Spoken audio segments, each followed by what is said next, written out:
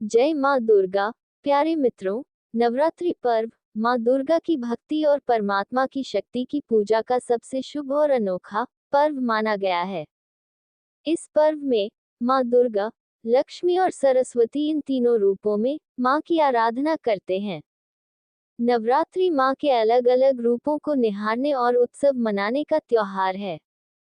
जैसे कोई शिशु अपनी माँ के गर्भ में 9 महीने रहता है, वैसे ही हम अपने आप में उस परा प्रकृति आदि शक्ति माँ दुर्गा की भक्ति में रहकर उनके ध्यान में मग्न रहने का ये 9 दिनों का पर्व है। वहां से फिर बाहर निकलते हैं तो हमारे अंदर सकारात्मकता और आत्मविश्वास का भाव आने लगता है। हमारी चेतना के अंदर सतोगुण, रजोगुण और तमोगुण तीनों प्रकार के गुण व्याप्त हैं। प्रकृति के साथ इसी चेतना के उत्सव को नवरात्रि कहते हैं। इन 9 दिनों में पहले 3 दिन तमोगुणी प्रकृति की आराधना करते हैं, दूसरे 3 दिन रजोगुणी और आखिरी 3 दिन सतोगुणी प्रकृति की आराधना का महत्व है। मित्रों, हर एक व्यक्ति जीवन भर या साल भर में जो भी जाने अनजाने में पाप कर्म करते करते थक जाते हैं, तो इससे मुक्त होने के लिए इन 9 दिनों में शरीर की शुद्धि, मन की शुद्धि और बुद्धि की शुद्धि के लिए ये व्रत या माँ दुर्गा की आराधना करते हैं। कहा जाता है कि माँ इन 9 दिनों में अपने भक्तों के घर आती हैं। ऐसे में साफ सफाई का विशेष ध्यान रखना चाहिए, क्योंकि माँ स्वच्छता की तरफ ही अपने कदम बढ़ाती हैं। जहाँ माँ के कदम धरती चूमते हैं वहाँ खुशहाली आती है, दरिद्रता का वास नहीं रहता। माता के इन 9 दिनों में भूलकर भी किसी का दिल न दुखाएं। भूखे को खाना खिलाएं और प्यासे को पानी पिलाएं। गरीबों की जितनी हो सके मदद करें। मित्रों, नवरात्रि में माँ की विधि विधान से पूजा की जाती है। मान्यता के अनुसार इन दिनों में रखे गए व्रत का कई गुना फल मिलता है। वैसे तो नवरात्रि में 9 दिनों तक व्रत रखने की परंपरा है, परंतु कुछ लोग सिर्फ पहली, अष्टमी और नवमी का ही उपवास रखते हैं। व्रत करने से शारीरिक, मानसिक और धार्मिक लाभ मिलते हैं। मान्यताओं के अनुसार नवरात्रि में व्रत रखने से मन, तन और आत्मा शुद्ध होती है। नवरात्रि के दिनों में 9 दिनों तक व्रत रखकर हम अपने मन, तन और आत्मा का शुद्धिकरण कर सकते हैं। इन दिनों में व्रत करने से विशेष फल मिलता है। धार्मिक ग्रंथों के अनुसार इन दिनों व्रत रखने से मां प्रसन्न होती हैं और सभी मनोकामना। मित्रों, नवरात्रि का पर्व साल में 4 बार आता है। हालांकि मुख्य रूप से 2 बार ही नवरात्रि मनाई जाती है, एक चैत्र मास में और एक शारदीय मास की नवरात्रि। अब 9 अप्रैल से चैत्र नवरात्रि का आरंभ होने जा रहा है। नवरात्रि के प्रथम दिन घट स्थापना की जाती है। इसको कलश स्थापना भी कहते हैं। चैत्र नवरात्रि का आरंभ 9 अप्रैल मंगलवार से होने जा रहा है। चैत्र नवरात्रि का आरंभ हर साल चैत्र मास की प्रतिपदा तिथि से होता है। इस साल चैत्र नवरात्रि पर कई शुभ योग बन रहे हैं। नवरात्रि में इस बार 4 राजयोग का संयोग रहने वाला है। साथ ही इस दिन सिद्धि योग और सर्वार्थ सिद्धि योग दोनों का शुभ संयोग रहेगा। हालांकि इस दिन कुछ समय के लिए पंचक भी हैं।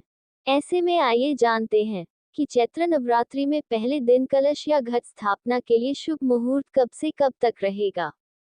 मित्रों, मंगलवार 9 अप्रैल में सुबह 7:32 तक पंचक रहने वाला है।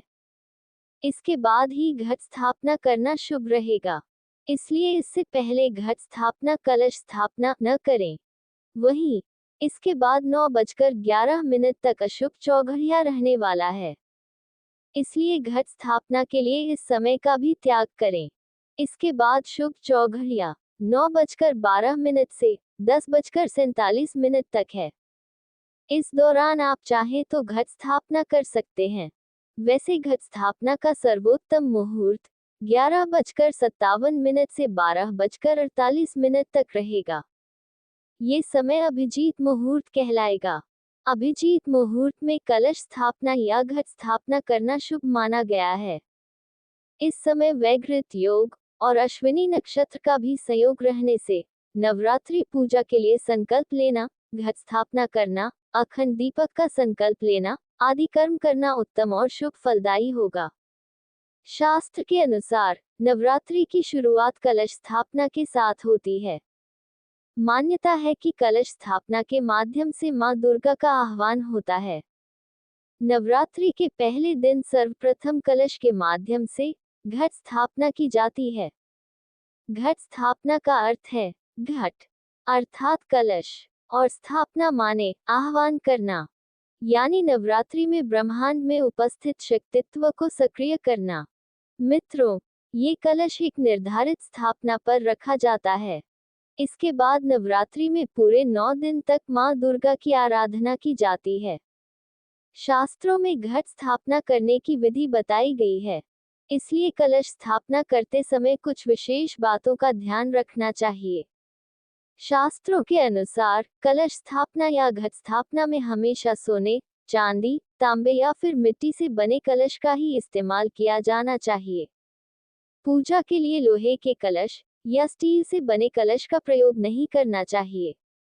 चैत्र नवरात्रि में कलश स्थापना के लिए जौ बोने के लिए मिट्टी का पात्र, साफ मिट्टी, मिट्टी का एक छोटा घड़ा, कलश को ढकने के लिए मिट्टी का एक ढक्कन, गंगा जल, सुपारी, 1 या 2 रुपए का सिक्का, आम की पत्तियां, अक्षत, कच्चे चावल, मौली अर्थात कलावा, रक्षा सूत्र, जौ, जवारे, फूल और फूल माला, नारियल, लाल कपड़ा या लाल चुनरी, दूर्वा यानी घास की जरूरत पड़ेगी।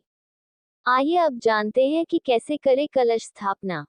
नवरात्रि में सबसे पहले शुभ मुहूर्त में कलश स्थापना की जाती है।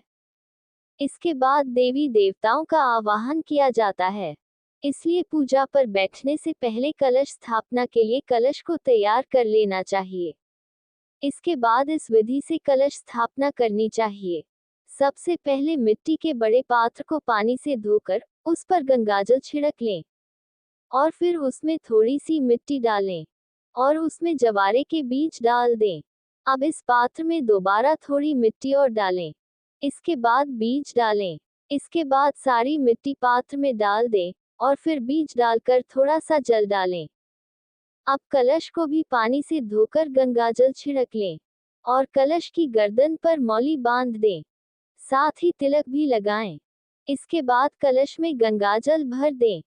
इसी में सुपारी, इत्र, दूर्वा घास, अक्षत और सिक्का भी डाल दें।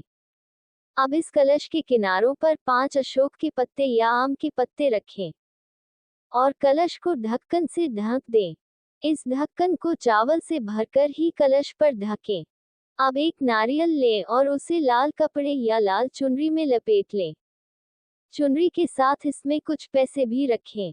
इसके बाद इस नारियल और चुनरी को रक्षा सूत्र से बांध दें और फिर सबसे पहले जमीन को अच्छे से साफ कर लें या संभव हो तो गाय के गोबर से लीप लें। अब चावल से जमीन के ऊपर अष्टक बनाएं और उस पर मिट्टी का जौ वाला पात्र रखें और फिर उस पात्र के ऊपर मिट्टी का कलश रखें और फिर कलश के ढक्कन पर नारियल रख दें तथा नारियल इस तरह रखें कि नारियल की आंख आपकी तरफ हो। अब आपकी कलश स्थापना संपूर्ण हो चुकी है। इसके बाद सभी देवी देवताओं का आह्वान करके विधिवत नवरात्रि पूजन करें। इस कलश को आपको 9 दिनों तक मंदिर में ही रखना होगा। बस ध्यान रखें, सुबह की पूजा के समय ज्वारे के पात्र में आवश्यकतानुसार पानी डालते रहें तथा 15 अप्रैल को सुकर्मा योग में मां की प्रतिमा का पट भक्तों के लिए खुलेगा। 16 अप्रैल को महाअष्टमी का व्रत तथा 17 अप्रैल को महानवमी का पाठ हवन व कन्या पूजन होगा। मित्रों, अगर आपको ये जानकारी अच्छी लगी हो तो वीडियो को लाइक और चैनल को सब्सक्राइब जरूर करें। धन्यवाद। शुभ नवरात्रि।